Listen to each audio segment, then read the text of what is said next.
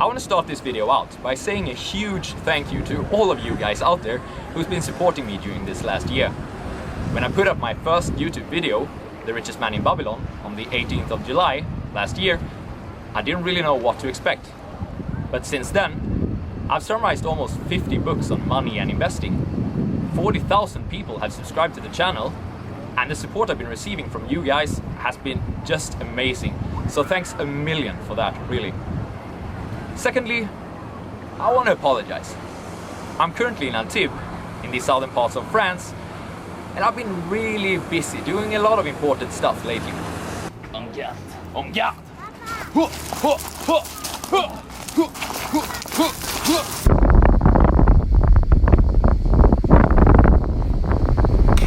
So for this video, I'll take a slight detour from the standard format of presenting top 5 takeaways from a specific book, and instead, I'll present the top 5 takeaways of the top 5 takeaways of the last year. Quite the inception, really. The rankings are based on the average watch time of each takeaway and the number of views that the video has received in total. Let's start out with spot number 5. This takeaway comes from Robert Kiyosaki's book, The Cashflow Quadrant, and it explains that there are 4 different approaches towards building wealth. Enjoy. Takeaway number 1, the Cashflow Quadrant. The Cashflow Quadrant is a simple model that explains that wealth can come from 4 different sources. Which quadrant you belong to depends on where most of your income comes from. The 4 different quadrants are E, the employee, S, the small business owner or self-employed, B, the big business owner, and I, the investor. The employee strives for security. He achieves financial success by climbing the corporate ladder.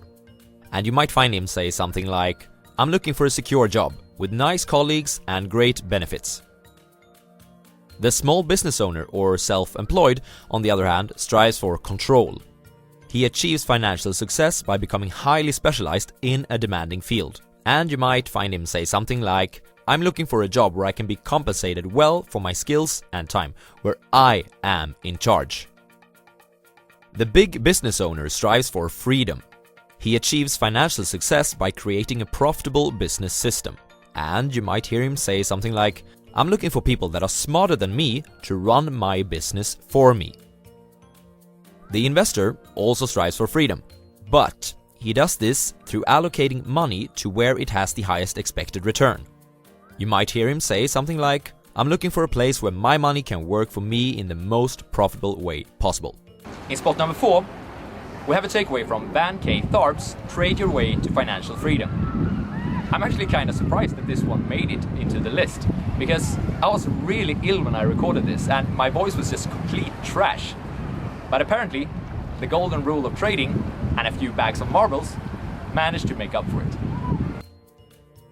Takeaway number 2, the notion of R. One of the most common and biggest mistakes a trader can make is to not define his risk, which Van Tharp refers to as R, before entering a trade. The golden rule of trading advocates that you must cut your losses short and let your winners run. If you don't predefine your risk, you are always risking everything. That makes it quite difficult, to say the least, to follow that golden rule. Great traders know how much they are risking. For instance, if you would buy Amazon today at around $1,600 and put up an automatic stop loss at $1,500, we can say that 1R, or what you are risking, is $100. In this way, if you don't remove the stop loss, you've predefined your risk. What's interesting from here is that every trade you make can be measured in multiples of R. For example, let's say that you managed to sell your Amazon stock at $2,000. This means that you were able to make $400, or, expressed in how much risk you took to make that trade, 4R. Have a look at these 2 bags of marbles, which characterizes 2 separate trading systems. Each marble represents an individual trade, and the outcome of the trade is expressed in terms of R. Which of these systems would you rather trade? If we sum up the value of the marbles and divide it by the number of them, we will get the expectancy of the system. The expectancy represents how much, in terms of R, that you can expect to earn on average from the system on every trade. We can see that system A is better than system B in this regard. The expectancy is 0.7 R for A versus 0.2 R for B.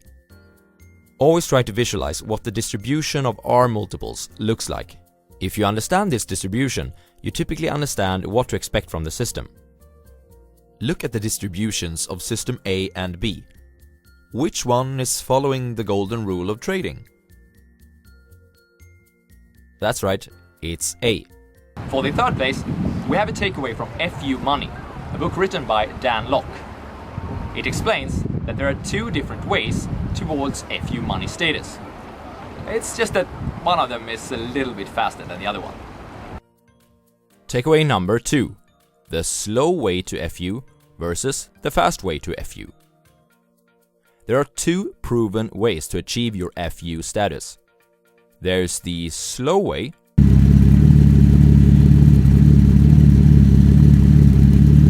and there's the fast way. The slow way is the traditional way.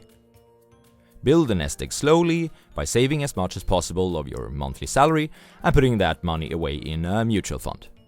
Hopefully, when you've retired in, say, 30 to 40 years, you've got enough money in this nest egg so that it can support your Hollywood lifestyle for the remaining years of your life. This is the proven method that you've probably had shoved down your throat by your peers while growing up. Your parents, your grandparents, your older siblings, your younger siblings, your teachers, your fill-in teachers, the cashier at the local mall, your occasional cab driver, that guy with the hot dog stand. The problem with the slow way comes in two forms. 1. Well, it's slow. 2. You lack control.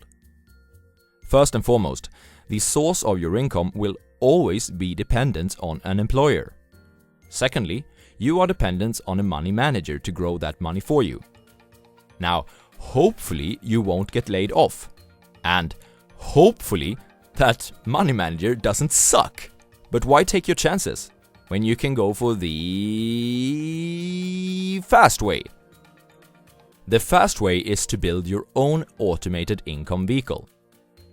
This vehicle should generate money for you without consuming your time. When it generates the same amount of money as your Hollywood lifestyle from takeaway number 1 costs, you officially have FU money. There are multiple vehicles that you can use. Become a savvy investor/trader in the stock market. Flip houses and do real estate investments. Or create your own business.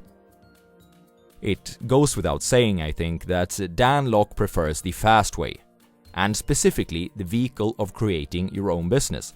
So let's concentrate on that in the remaining takeaways. In the second spot comes another trading takeaway. It's from Trading in the Zone by Mark Douglas. It tells the story about a graduate who has recently joined a large Wall Street firm and who is trading using resistance as his entry signal. You mean support, right?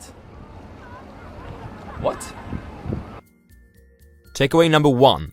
The market's most fundamental characteristic. A top graduate from one of the world's best finance schools had recently joined one of the finest hedge funds on Wall Street. The boy was considered a genius of technical analysis, and the chairman of the fund was interested in learning more about his skill set. One day, the graduate was trading soybeans. He had identified a strong resistance at $8 and told the chairman that if the price reaches this level, it will surely bounce back up. The beans were slowly trending down to the resistance point as the two were observing the market. "This is where the market is supposed to stop and turn higher, correct?" the chairman asked. "Absolutely," the graduate responded. "That's bullshit. Watch this." The chairman picked up his phone and called on one of his clerks. "Mark, I want you to sell all our soybeans at the market in this instant." The price of soybeans crashed to $7.50. "Now, where did you say that the market was going to stop again? If I can do that, anyone can."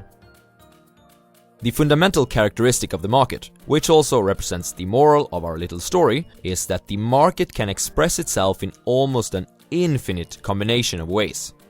One single person can shoot the price of a security into outer space or bury it in the ground. Consider this as we move on to the next takeaway.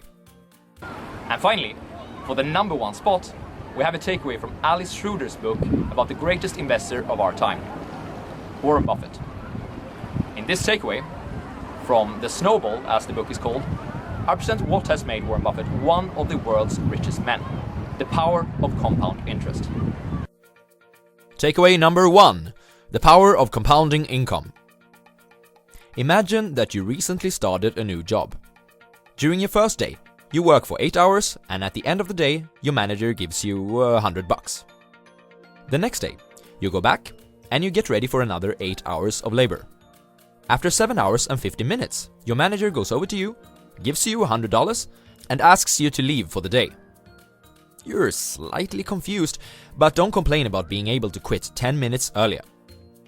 On day 3, the procedure is repeated, only this time your manager gives you $100 after 7 hours and 40 minutes. On day 7, when your manager hands over your salary after only 7 hours, you feel that you must ask what all this is about. Why do you keep earning the same amount, but with less effort? Your manager simply gives you the following explanation: because you worked yesterday. This example illustrates the power of compounding income. Money comes easier and easier the more you have of it. Or, as in our example, the more that you've worked previously. Warren Buffett understood the importance of this at an early age. When he was presented with the book 1000 Ways to Make $1,000, he was fascinated by one of the business ideas of the book, which was to buy weighing machines. You get paid by taking out a small fee every time someone wanted to use the machine. Once you've gained enough money from weighing people with the first scale, you can now buy a second one. And earning money for the third one will go twice as fast. Warren Buffett used this approach early in his life, but the business consisted of pinball machines, not weighing machines. In this, he also discovered the miracle of capital, money that works for its owner. He used the power of compounding income to his advantage in forming his first investing partnership, Buffett Associates. The deal was that he would gain half the upside, above a 4% gain, but pay a quarter of the downside to his partners. I have a hard time seeing the fund managers of Wall Street expose themselves to such a risk of losing capital, but in Buffett's case, this was a calculated risk that accelerated his compounding even further. By turning his company Berkshire Hathaway into an insurance company, Buffett has been using compounding to his advantage for many years now. You see, insurance premiums are always paid before the actual claims might come, which gives Buffett plenty of time to compound the money before an eventual payout. According to the saying, if someone dropped $1, the average billionaire wouldn't bother picking it up, because the money gained from doing so is less than what he usually earns during such a time frame. Warren, on the other hand, would gladly pick it up and state, "This is the start of my next billion." That's the power of compounding. Next week, we'll return to the standard format again, and then I will start to compete with Graham Stephan, because then I will introduce you guys to the world of rental property investing. So smash the living out of that like button, and I'll see you next week.